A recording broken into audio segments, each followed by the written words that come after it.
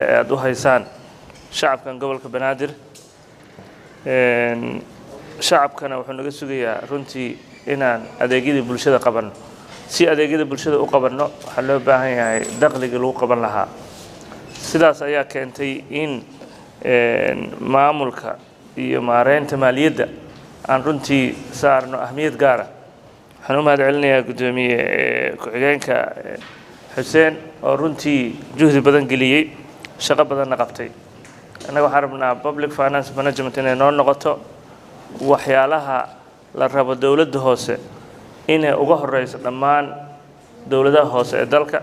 ama ay kula tartami karto caasimadaha caalamka taasna cid hirgelin karto waa idinka waa dareemi karnaa duruufo adag iyo marxalado badan lagu shaqeeyaa laakiin haddana waxa qasab nagu ah in kow aan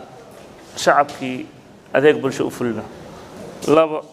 in shacabku ay la xisaabtami karaan saddex in anaga howlaha aan qabanayno u qabano si daacada si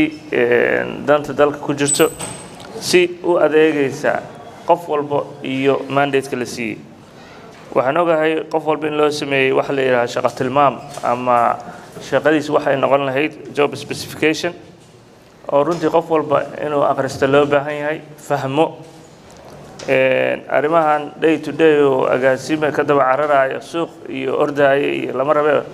sababta agaasime qofka loogu bixiyo waxay tahay inuu inta xafiiskiisa fariisto oo istiraatiijiyad dejiyo qorshe la yimaado qorshihiina la dhaqan geliyo haddaan intaas la sameynin oo iska orod iyo hebel maaragtay lacag ma la soo arooriyay kaliya ee naga noqoto taas waxa waa dukaan caadi noqonaysa ma rabno waxaan rabnaa qof walba mas'uuliyad gaar ah inuu iska saaro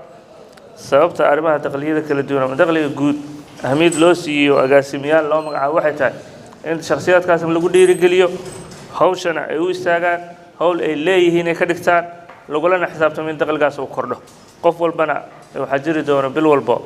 isla xisaabtan qof walba qofkii mas'uulka ka sareeyo la fariisan doono isla markaan lagu qiimeyn doono qofkaas maxaa u qabsoomay qorshii loogu talagalay ma fuliyay dakhligii ma kordhay sababtaas maxay tahay caqabadaha iyo dhammaan markii la dhageysto annagana waxaan ugu ballanaa inaan wixii caqabadaha idinka leexino si ay hawshiina u fududaato inaan idin garab istaagno idinkana waxaan idinka rabnaa sidoo kale in isla xisaabtan dhaba u yimaado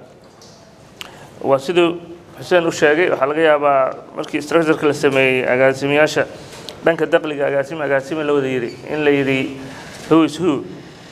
marka arrintaasna waa la kala cadeeyay hadda oo gudoomiye ku-xigeenkiina waa sheegay annaga waxaan rabnaa qofka mas'uulka dakhliga guud inuu dhammaan ama qaybta canshuuraha ama qaybta adeegyada iyo khidmooyinka ama qaybta suuqyada iyo gaadiidka xoolaha ama gaadiidka iyo hantida dhammaan inay noqdaan team wada shaqeynaya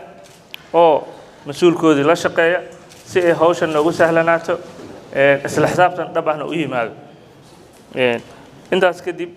waxaan rajaynayaa inaad tababarkaana ka faa'iideysan doontaan waxaa jiri doona tababaro badan oo aan rabno in aqoonta iyo xirfadda kor loo qaado qof walba waxaan isku dayaynaa inaan fursad siino qofkii fursaddiisa ka faa'iideysan waaye xirfaddiisa iyo aqoontiisa kordhin waaye shaqadii loo diray qabsan waaye isagana waa lala xisaabtamaa marka qofkaas hadhow annaga nama eedi doono isagana isma eedi doono marka waxaan rabnaa isla xisaabtankaas inaan ku wada shaqeyno maamul wanaaggan waa waxa ugu muhiimsan ee bulsho la rabo in ay xal uga gaarto maamulkeeda marka mar kale aad iyo aadaan ugu mahadcelinayaa gudoomiye Xuseen oo runtii soo qaban qaabiyay tababarkan kana shaqeeyay in maamulkii maaliyadda la hagaajiyo waxaan rajaynayaa in tababarkan uu noo furan yahay oo aad si fiican uga faa'iideysan doontaan waa mahadsantihiin wassalaamu calaykum.